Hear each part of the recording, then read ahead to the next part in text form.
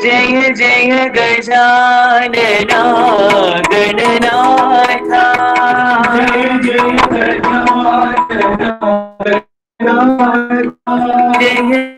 गणनाथा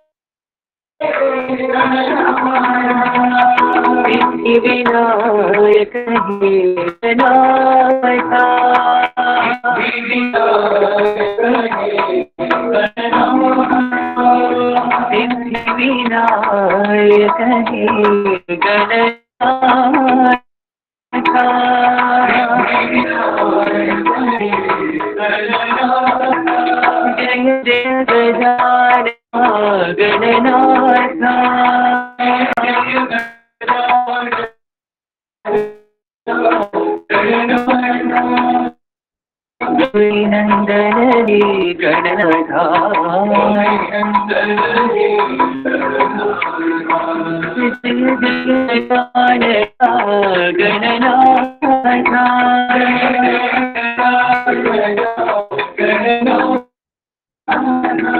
बुद्धि प्रदायक गणनाथा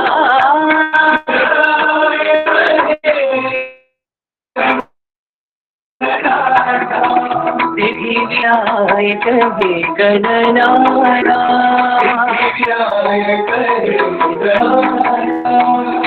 विनायक गणनाथा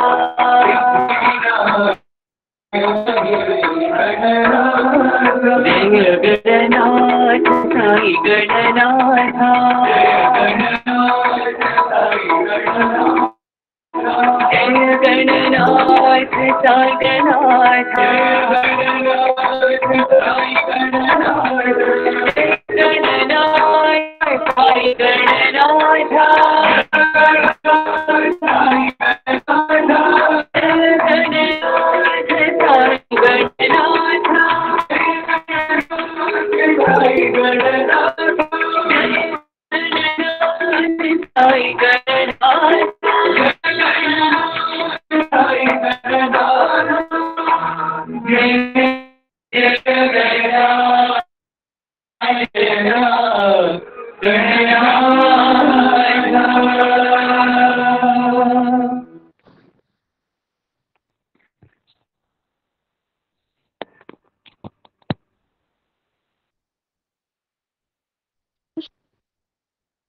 भगवान बाबा के पावन चरणों में शतकोटि नमन और आप सभी को प्रेम भरी साई राम। सत्यम शिवम सुंदरम भाग 4 में प्रेम के बढ़ते कदम इस अध्याय में हम बढ़ेंगे। दशहरे का त्योहार दानवों पर देवताओं की, अंधकार पर प्रकाश की, माया पर विवेक की विजय की याद दिलाता है। इसलिए हजारों लोग जो वहां एकत्रित हुए उन नियमों पर चलते हैं जिनसे विजय प्राप्त होती है। महिला कॉलेज अनंतपुर की छात्राओं ने द बिशप कैंडलस्टिक्स, सड़कों के कॉलेज वृंदावन के छात्रों ने तेलुगु नाटक जयम खेला। दोनों नाटक निस्वार्थ प्रेम तथा भक्ति के प्रभाव से होने वाले परम श्रेष्ठ उपचार पर आधारित थे।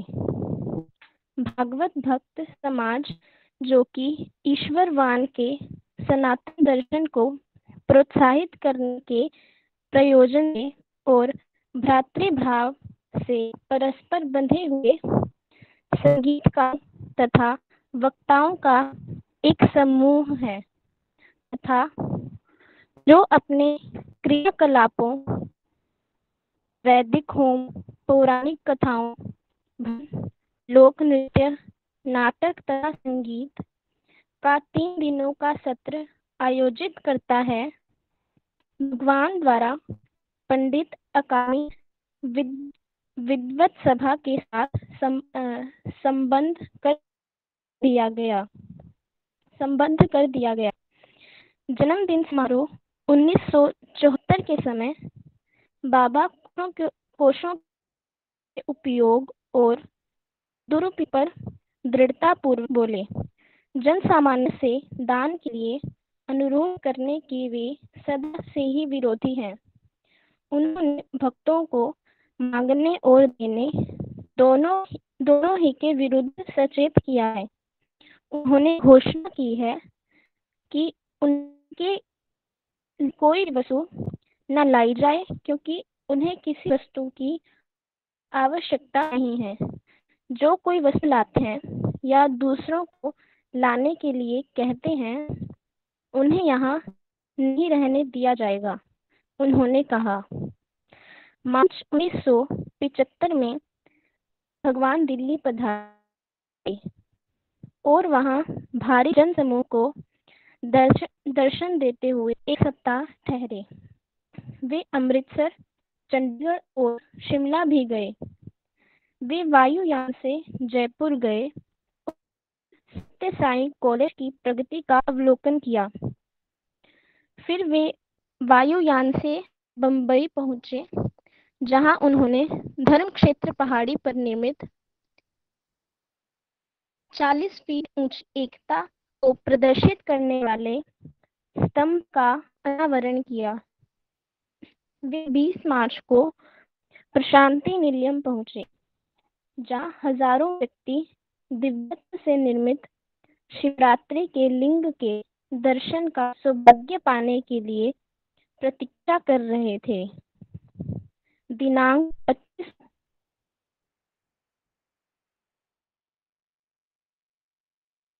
जब उन्होंने इसे अनुग्रहित किया तो वहां उन्होंने कहा, महिला छात्राओं वे चलने फिरने, हंसने हंसाने और व्यवहार से पुरुषों की आंखें और जीभ को आकर्षित ना करें। फैशन थोड़ा पीछे रहने से कोई अंतर नहीं पड़ता, किंतु अपनी संस्कृति और परंपराओं को अंकित मत करो। कि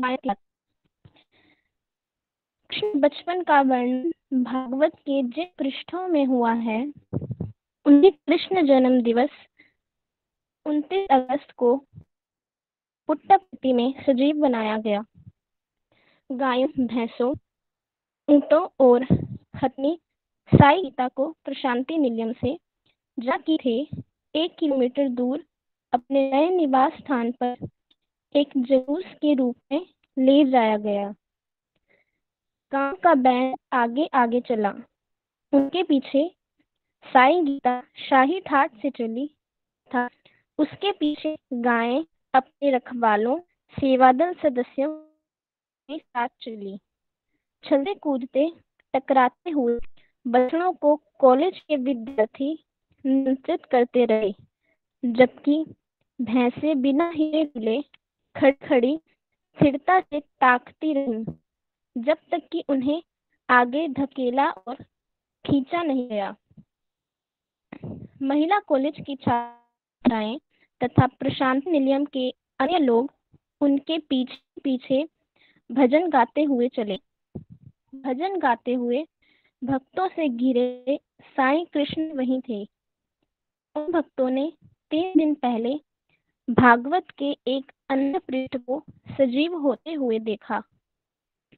निरंतर भारी वर्षा के कारण चित्रावती नदी गांव में घुस आई और उफनती हुई बहने लगी। वर्षा के देवता इंद्र गोपालों के गांव पर फिर क्रोधित हो रहे थे, किंतु भागवत के दिनों की तरह इस कृष्ण ने मनुष्य और चौपाइयों को शरण देने के लिए अपनी हथेली पर गोवर्धन पर्वत नहीं उठाया। पर्वत शिखरों को निराश करते हुए वे पूर्व प्रशांति के कमरों के बरामदे तक चल कर आए। अंदर घुसने के लिए ऊपर मचाती हुई लहरों पर अपनी दृष्टि डाली और बस इतना काफी था। पानी धीरे धीरे पीछे हटने लगा। कुछ धार्मिक अनुष्ठान के अतिरिक्त जिन्हें संपन्न करने की अनुमति निलयम के निवासियों को मिली थी, दशहरे के त्योहार पर निलयम पूर्णतया शांत रहा, क्योंकि भगवान अपने असीम प्रेम के कारण यह नहीं चाहते कि भक्तगण चाहे कितने ही उत्सुक क्यों न हो 10 दिन तक दशहरे पर और उसके बाद फिर 10 दिन 14 से 30 नवंबर तक मनाई जाने वाली अवतार की स्वर्ण जयंती के अवसर पर वहां ठहरे। विश्व के सभी भागों से दैनिक पत्रों की शीर्ष की पंक्तियां थी। सभी सड़कें बढ़ती जा रही हैं। विशेष गाड़ियां, सुरक्षित डिब्बे, किराए की मोटर गाड़ियां, ट्रक व ट्रैक्टर, स्कूटर और साइकिलें, घोड़ा गाड़ियां तथा बैलगाड़ियां यात्रियों को लेकर अनवरत रूप से प्रशांत निलयम पहुंच रही थी। समुद्र पार देशों से हजारों व्यक्ति बेंगलोर आकर उतरे तथा वहां से टैक्सी द्वारा इस जगह तक पहुंचे। यह भविष्यवाणी कि किसी समय बहुत दूर ऊंचाई पर एक नारंगी रंग के बिंदु के रूप में ही बाबा के दर्शन हो सकेंगे, लगभग सत्य हो गई। 7 विशाल शेडों के अतिरिक्त सैकड़ों अस्थायी आवासों का निर्माण किया गया तथा टाउनशिप के भीतर और बाहर प्रत्येक उपलब्ध स्थान पर टेंट और शामियाने लगाने की अनुमति दी। सेवा दल के 5000 सदस्य रात खाना बनाने, खाना परोसने, झाड़ू लगाने, सफाई करने और सहायता करने में लगे थे। डॉक्टरों के दल अस्थायी औषधालयों में तथा अस्पताल में लगाए गए थे। पूर्वी और पश्चिमी भोजन सामग्री तैयार करने के लिए रसोई घर बनाए गए थे। बाल विकास बच्चों प्रत्येक राज्य के चुने हुए लगभग 1000 की रैली निकाली गई। उन्हें स्वयं भगवान के समक्ष मार्च पास्ट करने का सौभाग्य मिला। 1000 से अधिक बाल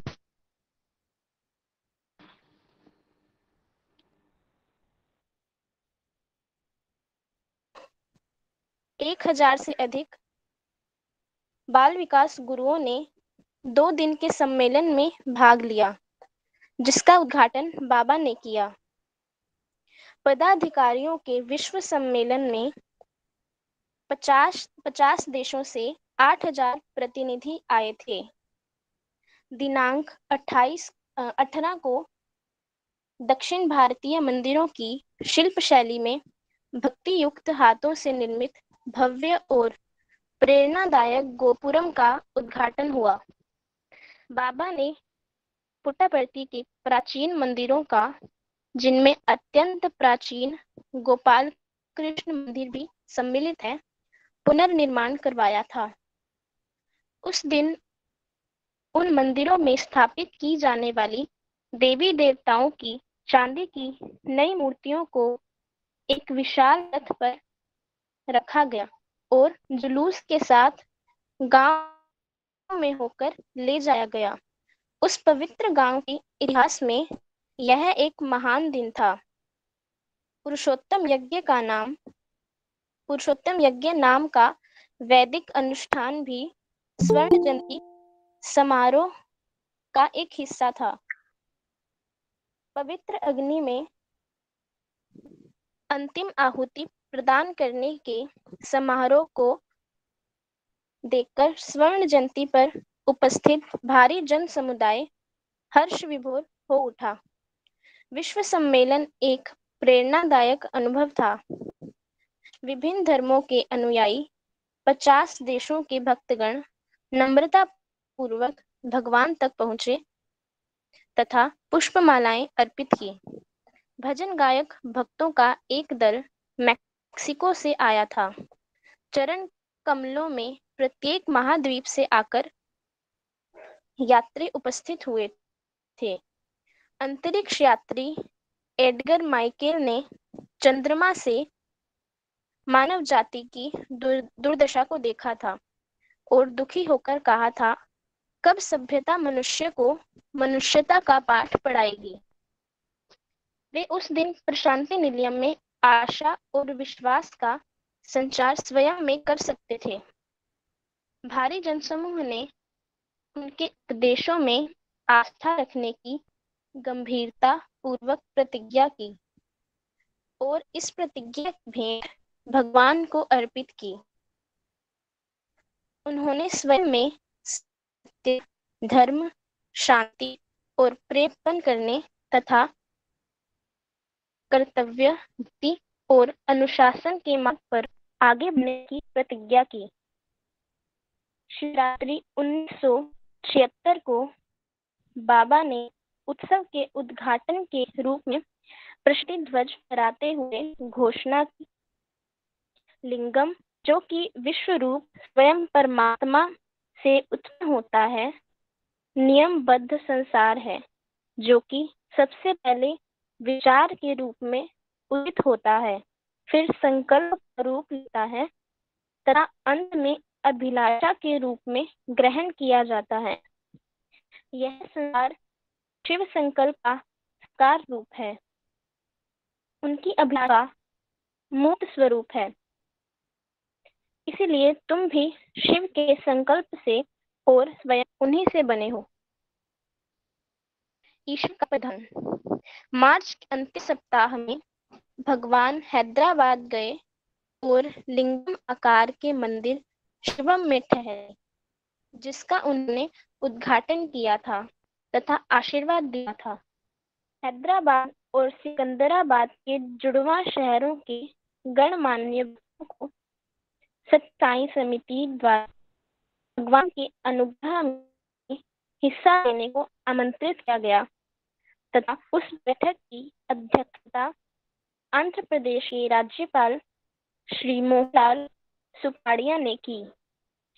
उन्होंने मानवता को फिर से अपनी पटरी पर चढ़ाने के विषय में बताया, जिसके लिए भगवान ने अवतार लिया था। अपने प्रवचन में बाबा ने दृढ़तापूर्वक कहा, पृथ्वी पर पूर्व या पश्चिम जैसा कोई अंतर नहीं किया जा सकता। समस्त मानव जाति एक है। यह संसार पदार्थ के रूप में शक्ति है। मनुष्य मस्तिष्क के अनुभव से निकाले गए निर्णयों पर भरोसा करता है तथा इसलिए इस मस्तिष्कीय से परे के अनुभवों का उसको सही ज्ञान या पूर्ण जानकारी नहीं है। तेलुगु नववर्ष के दिन भगवान ने शिवम पर एकत्रित भक्तों की भारी भीड़ को संबोधित किया। उन्होंने सेवादल सदस्यों को अपना आशीर्वाद दिया, जिन्होंने उस सारे शहर में बीमारों और दुखियों की सेवा के लिए कम से कम 100 प्राथमिक चिकित्सा केंद्रों की स्थापना की थी। उन्होंने कैसल हिल पर बच्चों के लिए एक आवासीय विद्यालय का उद्घाटन किया, जहां की इस प्रयोजन से एक ऐतिहासिक भवन समिति द्वारा प्राप्त किया गया था। यह विद्यालय भगवान द्वारा बनाए गए इन सिद्धांतों पर लाया जाता है कि बच्चे नम्रता, सेवा और आदर करना अवश्य सीखें, अपनी प्राचीन सांस्कृतिक परंपराओं का पालन करें, अनुशासित और भक्ति भाव से पूर्ण बने, भजन का आनंद लें, शारीरिक व्यायाम और सात्विक भोजन करें, और यह सब निर्धारित पाठ्य पुस्तकों के अच्छी तरह अध्ययन के साथ होना चाहिए। समर्पित अध्यापक अपने कार्य को साईं की पूजा समझकर बच्चों की सेवा करते हैं। आधुनिक मनुष्य के जिद्दी जंगलीपन की सेवा करते हुए, जिसने की नदियों और समुद्रों में प्रदूषण फैला दिया है तथा वनों को दूषित कर दिया है, 6 मई को अपने प्रवचन में भगवान ने कहा, प्रकृति परमात्मा का परिधान है। विश्व मनुष्य का विश्वविद्यालय है। मनुष्य को प्रकृति का सम्मान करना चाहिए, उसे प्रकृति को जीतने की तथा प्रकृति शक्तियों का स्वार्थपूर्ण उपयोग करने की बातें करने का कोई अधिकार नहीं है। उसे प्रकृति में अपने भगवान का दर्शन करते हुए आगे बढ़ना चाहिए। भगवान की रियासत में भी अल्पकालीन किराएदार हैं। 12 मई को बंबई को बाबा का स्वागत करने का सौभाग्य प्राप्त हुआ। इस दिन धर्म क्षेत्र के उद्घाटन का वार्षिक उत्सव था पवित्र बृहस्पतिवार भी। साथ ही यह सौभाग्य से बौद्धों का 13वां पवित्र दिवस, गौतम का जन्म दिवस, वह दिन जब उन्हें बुद्धत्व प्राप्त हुआ तथा उनके परिनिर्वाण का दिन भी था। नीले पहाड़ 1976 में भारतीय संस्कृति और आध्यात्मिकता पर ग्रीष्मकालीन पाठ्य नीलगिरी पहाड़ियों के ऊटी के नंदनवनम में आयोजित हुआ। यह पाठ्यक्रम 15 दिनों का था तथा इसमें भाग लेने वाले 200 विद्यार्थी सत्य साई विद्यालयों से ही चुने गए थे। इस पाठ्यक्रम की एक विशेषता यह थी कि प्राध्यापकों का काम वरिष्ठ विद्यार्थियों को ही सौंपा गया, जो गहन अध्ययन और दीर्घकालीन पुनर्विचार के बाद वेदांत, गीता, पुरुषोत्तम, रामकृष्ण, विवेकानंद, हनुमान, भागवत इत्यादि पर स्पष्टता और समझ के साथ हैं। डॉक्टर एस भगवंतन ने इस आयोजन अद्वितीय सफलता बताया। विद्यार्थीगण नगरीय बस स्टैंड, रेलवे स्टेशन तथा बाजार क्षेत्र समाज सेवा के लिए फैल गई। उनकी स्वच्छता साधना इतनी दक्षतापूर्ण थी कि नगर परिषद ने एक कृतज्ञतापूर्ण प्रस्ताव पारित किया तथा तब भगवान ने विद्यार्थियों को एक बैठक में अपने स्कूल के दिनों के बारे में तथा अध्यापकों, माता-पिता, स्कूल के साथियों के बारे में, जो कि उनके संरक्षक थे, विस्तार पूर्वक बताया। जब वे अपने सामने बैठे हुए विद्यार्थियों के द्वारा संपन्न किए जाने वाले कार्यों की अपनी योजना के बारे में बता रहे थे तथा उन्हें धैर्य, अनासक्ति, सहानुभूति, विनम्रता तथा आदर के गुणों का अभ्यास करने का उपदेश दे रहे थे, जिन सजीव उदाहरण उन्हें अपने बचपन में प्रस्तुत किया था। तभी उन्हें अपना हाथ लहराया तथा एक पत्र चांदी एक सुंदर पतरा सृजित किया, जिस पर भारत का मानचित्र भरा हुआ था। इस पर पुट्टपर्ती, मुंबई, हैदराबाद, मद्रास, कलकत्ता, शिलोंग, भुवनेश्वर तथा अन्य शहर चांदी में जड़े हुए चमकदार तारों के माध्यम से अंकित किए हुए दिखाई देते थे। भगवान ने घोषणा की कि ये उन स्थानों में से कुछ थे जहां से उन्हें आने वाले वर्षों में अपने पवित्र रहन सहन के तरीकों द्वारा साई संदेश को प्रचारित करना है। भगवान के प्रवचन मुख्यतः महाभारत के महाकाव्य में वर्णित कौरव पांडव युद्ध में भगवान कृष्ण द्वारा अपनाए हुए युद्ध कौशल पर हुए। चूंकि अभी भगवान कृष्ण हमारे बीच में हैं तथा अभी भी मनुष्य के सामने अधर्म धर्म की शक्तियों आसुरी दैवी प्रवृत्तियों के बीच संघर्ष हो रहा है, इसलिए उस समय भगवान के जो तरीके और उद्देश्य थे वे ही इस समय उनके संदेश का एक थे। श्री शैलम जब बाबा उत्तमंड में थे तब वे वहां से केरल तट के घाटों पर स्थित कालीकट के प्रसिद्ध ऐतिहासिक नगर में गए, जहां की पुर्तगाली अन्वेषक वास्को डी गामा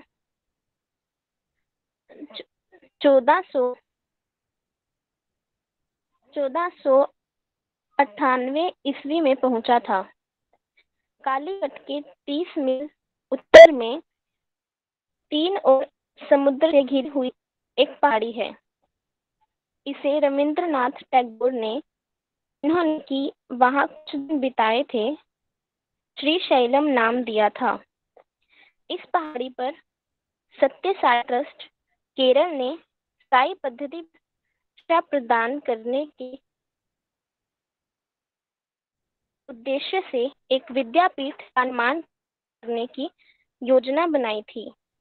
भगवान ने कृपा पूर्वक इसका शिलान्यास किया तथा इस परियोजना को न आशीर्वाद दिया। उनके दर्शनों और संभाषण से लाभान्वित होने के लिए 30,000 से अधिक लोग वहां एकत्रित हुए। गुरु पूर्णिमा पर जबकि संपूर्ण विश्व में आध्यात्मिक जिज्ञासु अपने हृदय में गुरु का अभिनंदन करते हैं, भगवान पुट्टपर्ती में थे। माँ ईश्वरम्मा की स्मृति में जिन्होंने अवतार को धारण किया तथा दिव्य बालक को जन्म दिया, जिस हाई स्कूल की स्थापना हुई थी उसके लिए पिछवाड़े से विस्तृत खेल के मैदानों से एक भव्य इमारत का निर्माण हो गया था।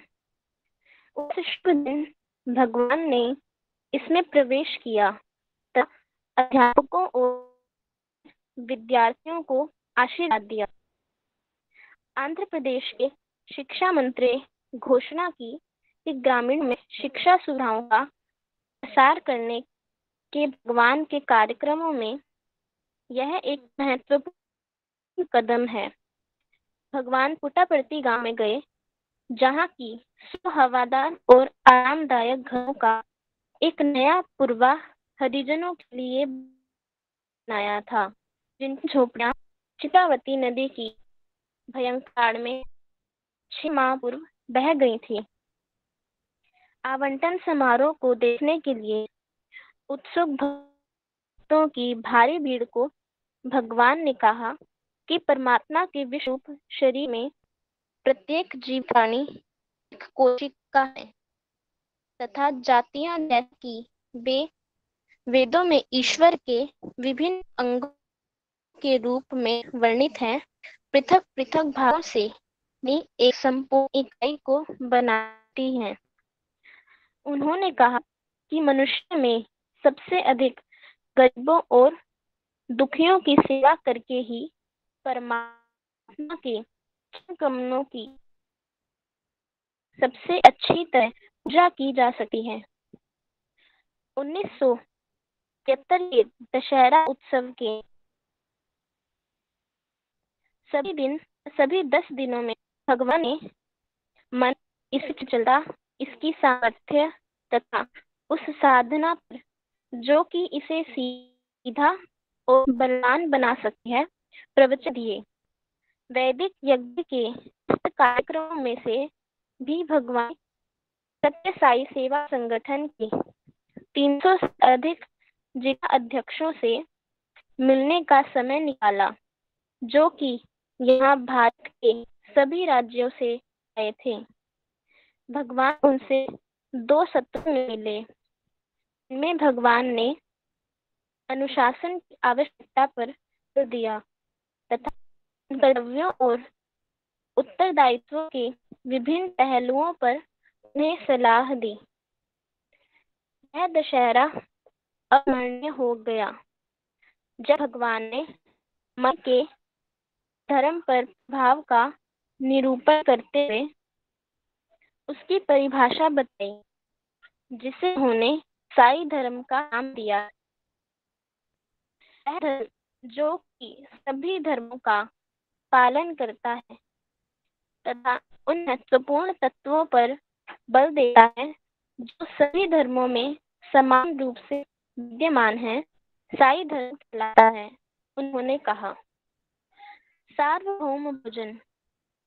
शांति निलयम में स्वर्ण जयंती सप्ताह में आयोजित द्वितीय विश्व सम्मेलन में भक्तों द्वारा एक मुख्य निर्णय यह लिया गया कि न्यूजीलैंड, आइसलैंड तथा ताइवान से ट्रिनिडाद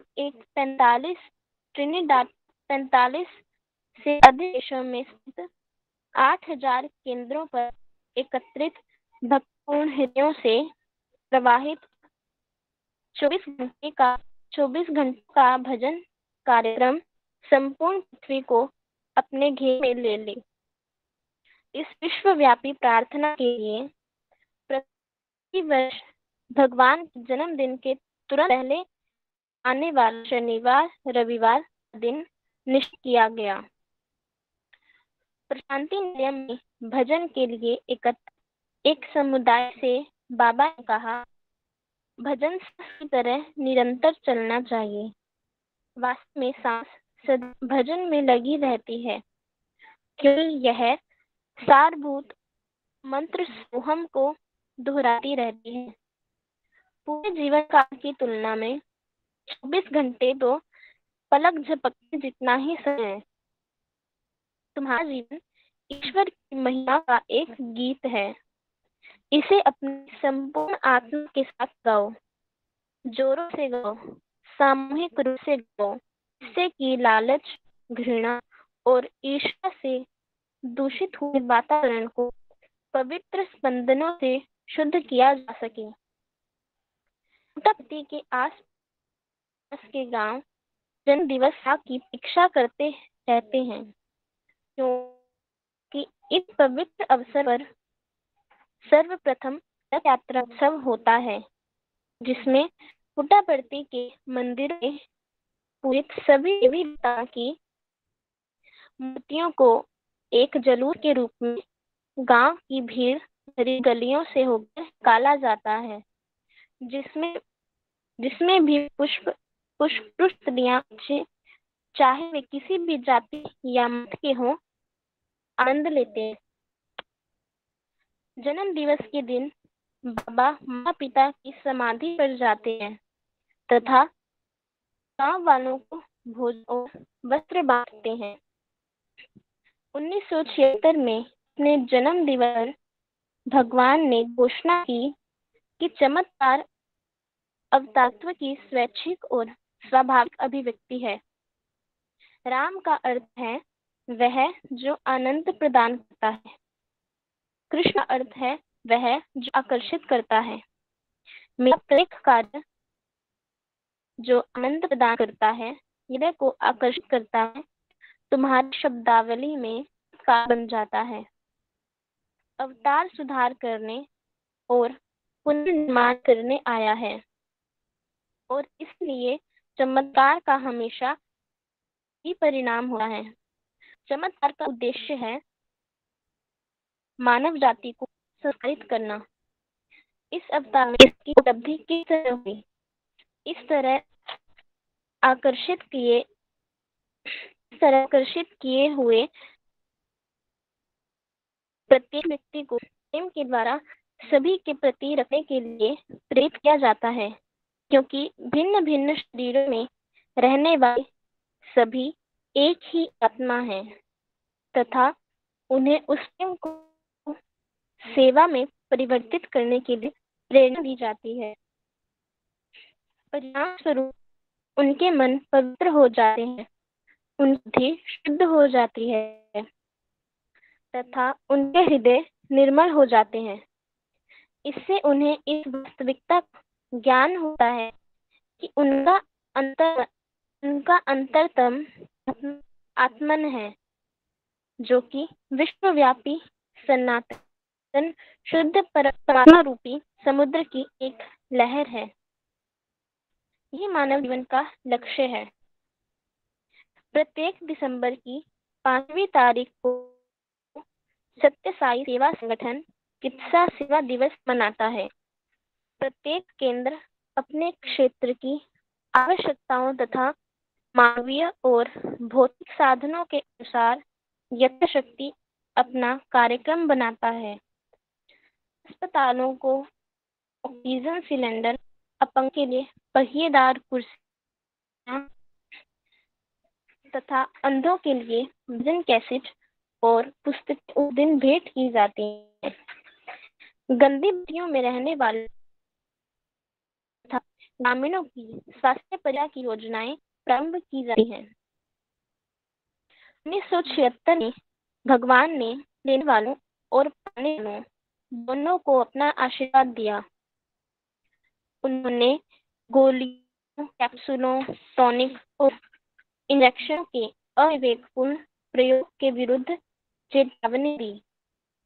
उन्होंने सलाह दी कि लोगों को उपवास और भोजन सुधारने, योगासन या शारीरिक व्यायाम करने तथा सिगरेट व शराब पीने जैसी घातक आदतों को छोड़ने के सस्ते तथा अधिक प्रभावकारी तरीकों को अपनाना चाहिए।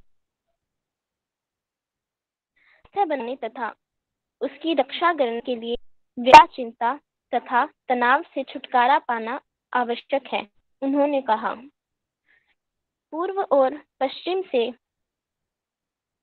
बड़ी संख्या में ईसाई लोग क्रिसमस और नव वर्ष के दिनों को भगवान की अत्यंत निकटता में रहकर बिताने के लिए आते हैं, क्योंकि जहाँ उन्होंने पाया है यही एकमात्र स्थान है जहाँ पृथ्वी पर शांति और मनुष्य में सद्भाव अनुभव किया जा सकता है। क्राइस्ट मनुष्य के हृदय में आनंद के मोह स्तोत्र का दूसरा नाम है। बाबा ने कहा, उस पर तथा सभी प्राणियों के प्रति प्रेम पर अपना ध्यान केंद्रित करो। उसे अपनी समस्त दिव्य शोभा के साथ अपने हृदय में जन्म लेने दो। तभी तुम विनम्र कृतज्ञता तथा सच्ची भक्ति, धैर्य तथा प्रार्थना के साथ क्रिसमस मना सकते हो। शराब पीने, नाचने और लोलुपता से खाने में इस दिन को अपवित्र मत करो। उन्होंने 1970 के भक्तों के समूह से कहा, जब वे मैरी की पवित्रता तथा जोसेफ की प्रबल सादगी का वर्णन कर रहे थे, तभी उन्होंने एक मेडेलियन का सृजन किया, जिसके एक ओर मैरी व जीसस का तथा दूसरी ओर जोसेफ की आकृति थी। यह वास्तव में एक आनंददायक क्षण था।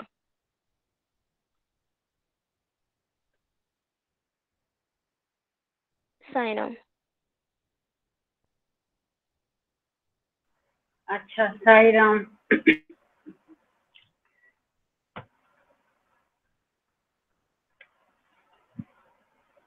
भगवान की आज थोड़ा नेट की समस्या है। मेरी आवाज आती है क्या साई राम? हाँ जी, आ रही है जी। आ रही है दीदी, आ रही है। मेरे पास लिस्ट भी मेरे में नहीं। डॉक्टर अमर सिंह आए हुए हैं आज।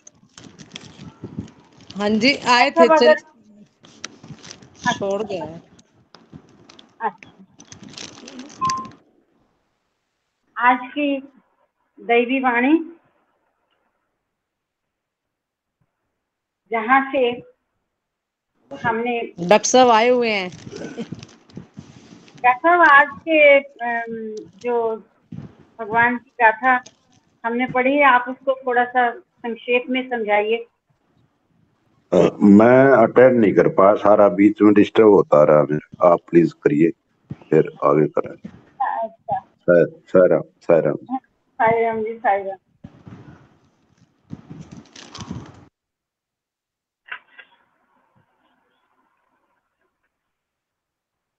हाँ जी, आज हमने जहाँ से दिव्यवाणी का अमृत पान करना शुरू किया, यूं तो भगवान के जीवन गाथा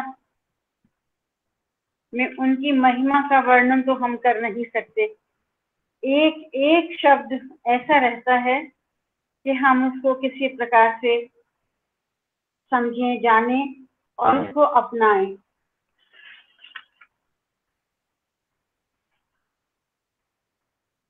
दशहरे का त्योहार, स्वामी ने क्या कहा? दशहरे का त्योहार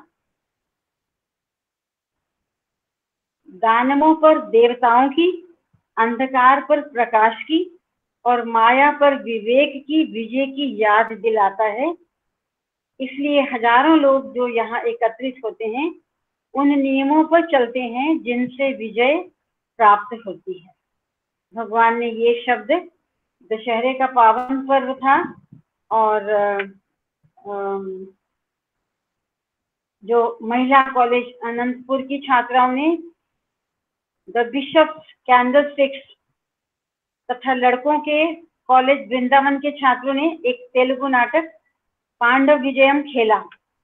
तो ये दोनों नाटक निस्वार्थ प्रेम तथा भक्ति के प्रभाव से होने वाले परम श्रेष्ठ उपचार पर आधारित थे। तो जब ये दोनों नाटक खेले गए तब उस क्योंकि दशहरे का पर्व था तो भगवान ने कहा कि ये पुण्य दशहरे का पर्व है, ये माया पर विवेक की विजय को याद दिलाता है। ऐसे स्वामी हमें बीच बीच में ऐसे मंत्रों की तरह से जो हमें शिक्षा देते हैं और वो शिक्षा ऐसी की जिसको बस भगवान से प्रार्थना होती हम कभी भूल ना पाए, जो हमारे आचरण का विषय बन जाए। और आगे चल के स्वामी के जन्मदिन का समारोह 1974 के समय उन्होंने घोषणा की है कि उनके लिए कोई भी वस्तु ना लाई जाए क्योंकि उन्हें किसी वस्तु की आवश्यकता नहीं है। भगवान कुछ चाहते ही नहीं। मुझे तो नहीं लगता कि कभी कोई ऑफरिंग लेकर भगवान के लिए गए हों, ऐसा कभी नहीं हुआ। जो कोई वस्तु लाते हैं या दूसरों को लाने के लिए कहते हैं उन्हें वहां नहीं रहने दिया जाएगा, ये स्वामी ने घोषणा की। मुझे याद है मैं एक बार बहुत पहले 88-9 में मैं सेवा में थी वहां पर और हमारे यूनिवर्सिटी से एक प्रोफेसर थे इकोनॉमिक्स में, मुझे उनका पूरा नाम अब भूल रहा है, और उनकी जो मिसेस सिंह थी वो हिंदी डिपार्टमेंट में उस समय रिसर्च कर रही थी, पर वो मेरठ की थी और बाबा के डिवोटी थी। और डॉक्टर सिंह की कोई कामना पूरी हुई थी, शायद वो प्रोफेसर बने थे। तो उन्होंने ये चाहा होगा कि हम बाबा को चुंदरी चढ़ाएंगे। मेरे को तो समझ में नहीं आता कि वो चुंदरी चढ़ाने की प्रथा कहाँ से थी। और बाई चांस मैं गणेश टेम्पल के सामने खड़ी थी और डॉक्टर सिंह अनंतपुर में, मुझे नहीं पता अनंतपुर में कोई डॉक्टर अमर सिंह जी को पता होगा, इकोनॉमिक्स का कोई सेंटर है शायद, वहाँ 2 दिन की कॉन्फ्रेंस के लिए आए हुए थे। तो जब कॉन्फ्रेंस खत्म हुई तो वो पुटपति आए, और जब गणेश टेम्पल के सामने, उनको नहीं पता था कि प्रशांति निलयम का कल्चर क्या है, तो अपना हरियाणा के होने के नाते, जैसे हमारी आदत है हम ऊंचा ऊंचा बोलते हैं, वो गणेश टेम्पल के सामने ऊंचा ऊंचा बोल रहे थे। और बाई चांस से जब उन्होंने मुझे देखा तो वो मैडम मैडम करके चिल्लाने लगे और कहने लगे ये चुनरी कहाँ चढ़ानी है। तो मैंने उनको समझाया कि यहाँ चुनरी आप भगवान के यहाँ मंदिर में स्पर्श करवा के, जो अंदर सेवा दल होते हैं, आप घर ले जाइए और आप मैडम को वापस कर दीजिएगा, वो इसको प्रसाद रूप में अपने पास रख लेंगी।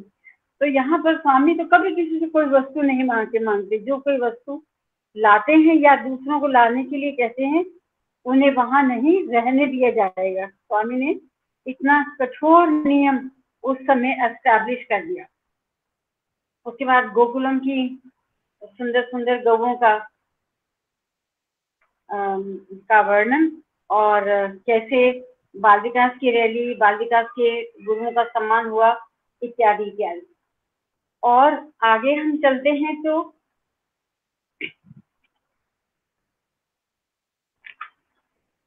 बस समय क्योंकि कम सा रहता है, तो इसके बाद स्वामी ने जो ये भी वर्णनीय है, 1976 में भारतीय संस्कृति और आध्यात्मिकता पर ग्रीष्मकाल पाठ्यक्रम नीलगिरी पहाड़ियों के ऊटी के नंदनवनम में आयोजित हुआ, और ये पाठ्यक्रम 25 दिनों का था तथा इसमें भाग लेने वाले 200 विद्यार्थी सत्यसाई महाविद्यालयों से ही चुने गए थे।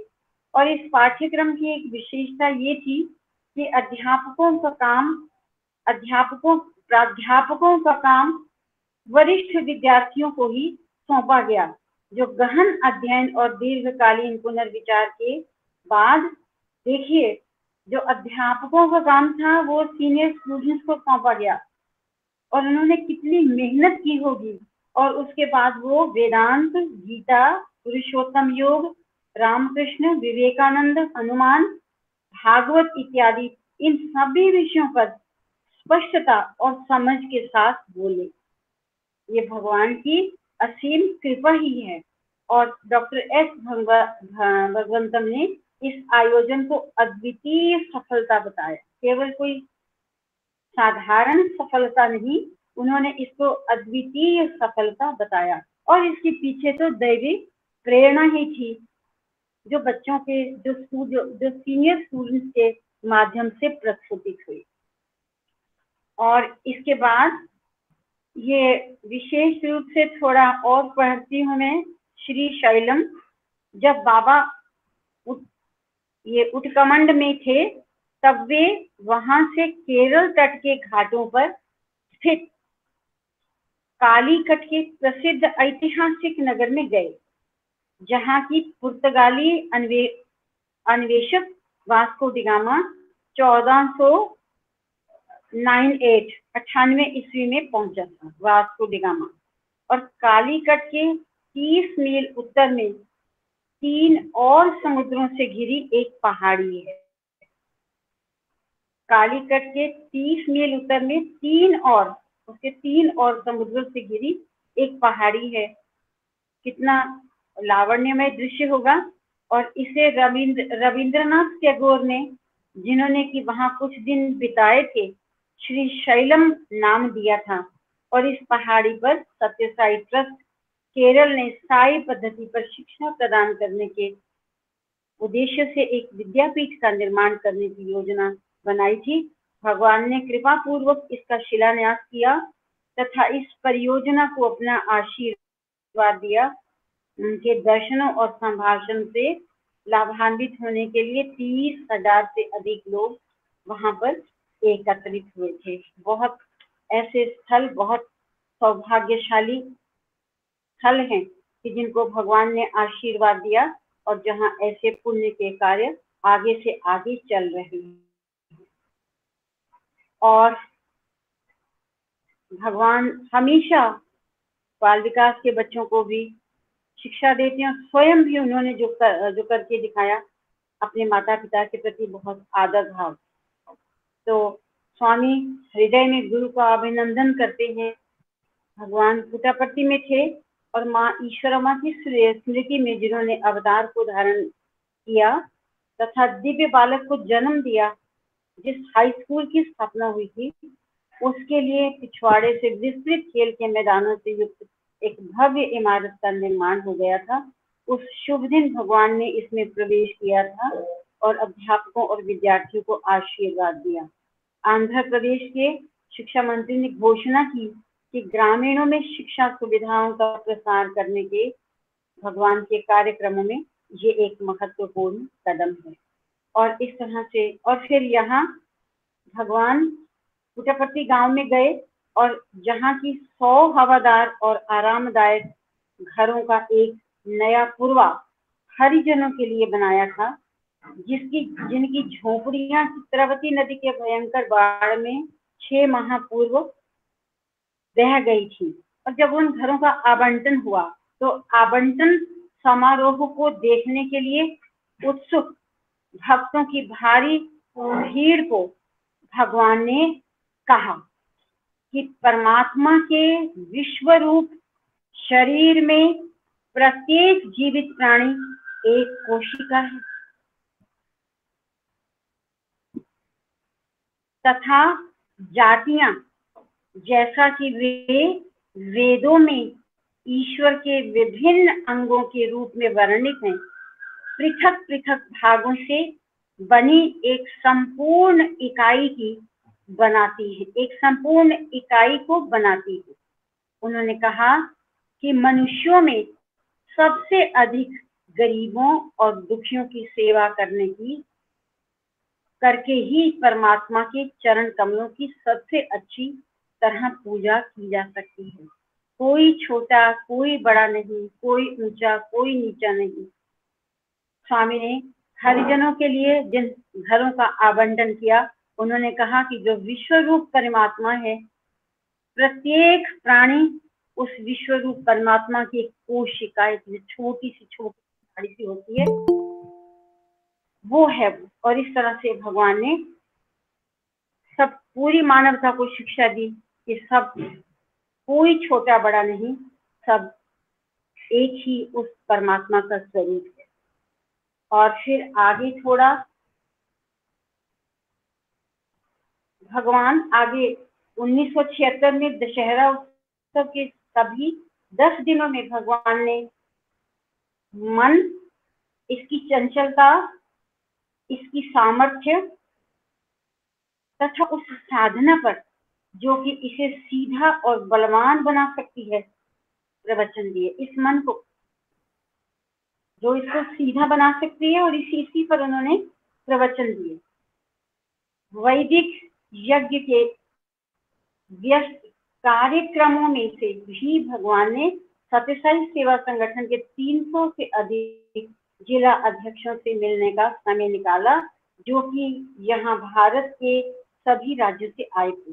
भगवान उनसे 2 सत्रों में मिले, जिसमें भगवान ने अनुशासन की आवश्यकता पर बल दिया और तथा उनके कर्तव्यों और उत्तरदायित्वों के विभिन्न पहलुओं पर उन्हें सलाह दी।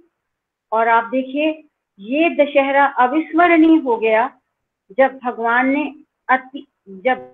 ने मन के मत धर्म का मति को ब्रैकेट में कहा, मन के मत अर्थात धर्म पर प्रभाव का निरूपण करते हुए उसकी परिभाषा बताई, जिसे उन्होंने साई धर्म का नाम दिया। ये दशहरा अविस्मरणीय हो गया था जब भगवान ने मत अर्थात मन के धर्म पर प्रभाव का निरूपण करते हुए उसकी परिभाषा बताई और जिसे उन्होंने साई धर्म का नाम दिया। वह धर्म जो कि सभी धर्मों का पालन करता है तथा उन महत्वपूर्ण तत्वों पर बल देता है जो सभी धर्मों में समान रूप से विद्यमान है, वो स्थायी धर्म कहलाता है। उन्होंने कहा, मैं फिर इसको पढ़ती हूँ, वह धर्म जो कि सभी धर्मों का पालन करता है तथा उन महत्वपूर्ण तत्वों पर बल देता है जो सभी धर्मों में समान रूप से विद्यमान है। स्वामी ने बिल्कुल कर दिया, कहीं कोई भेदभाव नहीं, सब धर्मों का सार एक ही है और वो साई धर्म है। और इसीलिए भगवान ने कहा कि वह धर्म जो कि सभी धर्मों का पालन करता है तथा उन महत्वपूर्ण तत्वों पर बल देता है जो सभी धर्मों में समान रूप से विद्यमान है, साई धर्म कहलाता है। यही है साई धर्म की विशालता, जो सभी धर्मों का आदर करता है और सभी धर्मों में जो भी कोई तत्व है उसको वो स्वीकार करता है। यही साई धर्म की सार्वभौमिकता है। आगे स्वामी ने भजन के बारे में कहा। प्रशांति निलयम में भजन के लिए एकत्र एक समुदाय से बाबा ने कहा, भजन सांस की तरह निरंतर चलना चाहिए। भजन केवल आधा घंटा घंटा का भजन नहीं है, सांस की तरह निरंतर चलना चाहिए। वास्तव में सांस सदैव भजन में लगी रहती है, क्योंकि वह सारभूत मंत्र सोहम को दोहराती रहती है। सांस तो सदैव ही भजन में लगी रहती है और वो सोहम को दोहराती रहती है। पूरे जीवन काल की तुलना में 24 घंटे तो पलक झपकने जितना ही समय है। तुम्हारा जीवन ईश्वर की महिमा का एक गीत है। कितना सुंदर शब्दावली कि तुम्हारा जीवन ईश्वर की महिमा का एक गीत है और इसे अपनी संपूर्ण आत्मा के साथ गाओ, जोरों से गाओ, सामूहिक रूप से गाओ, जिससे कि लालच, घृणा और ईर्ष्या से दूषित हुए वातावरण को पवित्र स्पंदनों से शुद्ध किया जा। स्वामी ने आज स्वामी ने तो हमेशा ही समझाया है, लेकिन हमारा सौभाग्य है कि आज स्वामी के शब्दों को हमने पढ़ा है कि ये जो श्वास है ये तो भजन करता ही रहता है, लेकिन समस्या यही है कि उस श्वासों के भजन को सुना ही नहीं, और लेकिन वो सोहम का भजन करता ही रहता है। तो स्वामी ने इसीलिए कहा कि पूरे जीवन काल की तुलना में 24 घंटे तो पलक झपकने जितना ही समय है। तुम्हारा जीवन ईश्वर की महिमा का एक गीत, इसे अपनी संपूर्ण आत्मा के साथ गाओ, जोरों से गाओ, सामूहिक रूप से गाओ, जिससे कि लालच, घृणा और ईर्ष्या से दूषित हुए वातावरण को पवित्र स्पंदनों से शुद्ध किया जा सके। ये है भजन की महत्ता जो स्वामी ने इन शब्दों में हमें स्पष्ट की। और आगे 1976 में अपने जन्म दिवस पर भगवान ने घोषणा की कि चमत्कार अवतारत्व की स्वैच्छिक और स्वाभाविक अभिव्यक्ति। भगवान अवतार हैं, अगर वो चमत्कार करते हैं तो ये कोई उनके ऊपर बंधन नहीं, या वो किसी को आकृष्ट करने के लिए नहीं करते। स्पष्ट कर दिया कि स्वामी क्यों करते हैं कि चमत्कार तो अवतारत्व की स्वैच्छिक ये उनकी अपनी इच्छा है, स्वैच्छिक और स्वाभाविक अभिव्यक्ति। स्वाभाविक, किसी अंडर प्रेशर नहीं या किसी और कारण से नहीं, स्वाभाविक और स्वैच्छिक अभिव्यक्ति है। और स्वामी ने कहा राम का अर्थ है वह जो आनंद प्रदान करता है, राम का अर्थ है, और कृष्ण का अर्थ है वह जो आकर्षित करता है। मेरा प्रत्येक कार्य जो आनंद प्रदान करता है या हृदय को आकर्षित करता है, तुम्हारी शब्दावली में चमत्कार बन जाता है। और जबकि अवतार सुधार करने और पुनर्निर्माण करने के लिए आया है, और इसलिए चमत्कार का हमेशा यही परिणाम होता है। चमत्कार का उद्देश्य है मानव जाति को संस्कारित करना। इस अवतार में इसकी उपलब्धि किस तरह हुई, इस तरह आकर्षित किए हुए प्रत्येक व्यक्ति को प्रेम के द्वारा सभी के प्रति रखने के लिए प्रेरित किया जाता है, क्योंकि भिन्न भिन्न शरीरों में रहने वाले सभी एक ही आत्मा है तथा उन्हें इस प्रेम की सेवा परोपकार में परिवर्तित करती है। परिवर्तित करने के लिए प्रेरणा दी जाती है। परिणाम स्वरूप जिसके लिए यह जहां वो चमत्कार होता है, परिणाम स्वरूप क्या, उनके मन पवित्र हो जाते हैं, उनकी बुद्धि शुद्ध हो जाती है तथा उनके हृदय निर्मल हो जाते हैं। इससे उन्हें इस वास्तविकता का ज्ञान हो जाता है कि उनका अंतरतम आत्मन है, जो कि विश्वव्यापी सनातन शुद्ध परमात्मा रूपी समुद्र की ही एक लहर है, और यही मानव जीवन का लक्ष्य है। स्वामी ने तो एक तरह से आत्म तत्व के साक्षात्कार करवा दिए। उन्होंने उद्देश्य स्पष्ट कर दिया कि अगर अवतारवाद में चमत्कार होता है तो उसके पीछे किसी एक व्यक्ति विशेष को प्रभावित करना, लाभान्वित करना, ये नहीं है। उसके पीछे तो उद्देश्य इतना बड़ा है जहाँ पर विश्वव्यापी सनातन शुद्ध परमात्मा रूपी समुद्र की लहर के दर्शन होते हैं। इस तरह से स्वामी ने स्पष्ट कर दिया, और यही मानव जीवन का लक्ष्य है, साक्षात्कार करवा दिया। और अब थोड़ा बस एक दो शब्दों में और आज बहुत सी सेवाओं के बारे में भी उस समय भी बताया था। हॉस्पिटल्स की सेवा हमारी समितियां करती रही है। हमारे कुरुक्षेत्र में भी विशेष रूप से हॉस्पिटल की सेवाएं होती रही, लेकिन अब तो हॉस्पिटल की सेवाओं को दोबारा से लेने की आवश्यकता है। स्वामी ने क्या कहा, अस्पतालों को ऑक्सीजन सिलेंडर, अपंगों के लिए पहिएदार कुर्सियां और अंधों के लिए भजन कैसेट और पुस्तकें उस दिन भेंट की जाती है, जो इन्होंने कहा कि प्रत्येक दिसंबर की 5वीं तारीख को सत्यसाई सेवा संगठन चिकित्सा सेवा दिवस मनाता है। शुरू में तो इस दिन कैंप वगैरह होते रहे। प्रत्येक केंद्र अपने क्षेत्र की आवश्यकताओं तथा मानवीय और भौतिक साधनों के अनुसार यथाशक्ति अपने कार्यक्रम बनाता है। 5 दिसंबर प्रत्येक दिसंबर की 5वीं तारीख, और इस दिन हॉस्पिटल्स में ये चीजें देनी चाहिए। सिलेंडर्स भी गंदी बस्तियों में रहने वाले तथा ग्रामीणों की स्वास्थ्य परीक्षा की योजनाएं प्रारंभ की जाती। 1976 में भगवान ने देने वालों और पाने वालों दोनों को अपना आशीर्वाद दिया। उन्होंने गोलियों, कैप्सूलों, टॉनिक और इंजेक्शनों के अविवेकपूर्ण प्रयोगों के विरुद्ध चेतावनी दी कि कोई आवश्यकता नहीं। उन्होंने सलाह दी कि लोगों को उपवास और भोजन सुधार करने, योग आसन तथा शारीरिक व्यायाम करने तथा सिगरेट व शराब पीने जैसी घातक आदतों को छोड़ने के सस्ते तथा अधिक प्रभावकारी तरीकों को अपनाना चाहिए। स्वास्थ्य बनाने तथा उसकी रक्षा करने के लिए व्यग्रता, चिंता और तनाव से छुटकारा पाना आवश्यक है, उन्होंने कहा। अब पुनः हमारी समितियां करती हैं, लेकिन अब पुनः फिर से उनको रिकंस्ट्रक्शन समितियों की एक्टिविटीज के करके हॉस्पिटल्स को बहुत विशेष रूप से हमें अपनाना चाहिए और हॉस्पिटल्स में हमें लोगों की सहायता करनी चाहिए।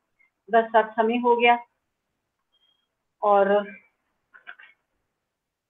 एक मैसेज वैसे बहुत अच्छा और जरूरी भी था। चलिए मैं उसको कल कर दूंगी, और आप में से भी कोई कुछ कहना चाहें तो आप जरूर अपने विचार रखा करें।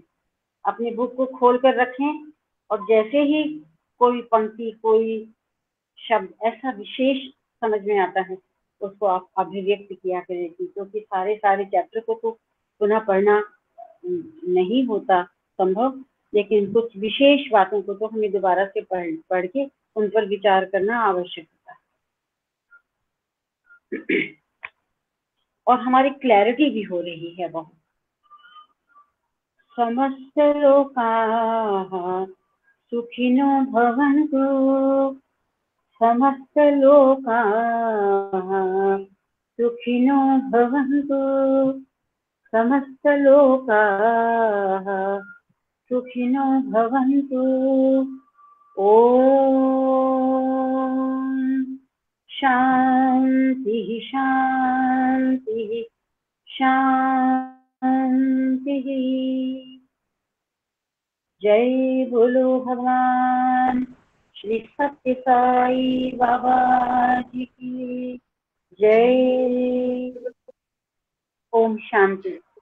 आप सबको सप्रेम सादर